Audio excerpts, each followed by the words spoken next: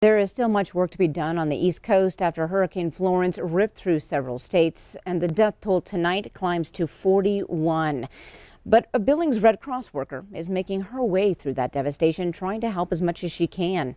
Arbor Furman arrived in Virginia on September 12th and will stay in the devastated area until early October. She was in Richmond, but today was transferred to South Carolina.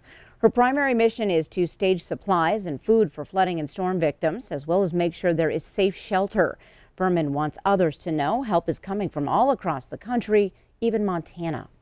Now we're still making sure that people have a safe place to stay, food in their stomachs, and then working with our other community partners just to make sure that as people get to go back home, as roads are starting to be cleared and waters are going down. Now, this isn't the first time Furman has responded to a disaster. She also arrived in New York City just 10 days after 9/11 back in 2001. She says if people want to help, giving cash donations to the Red Cross is the best way.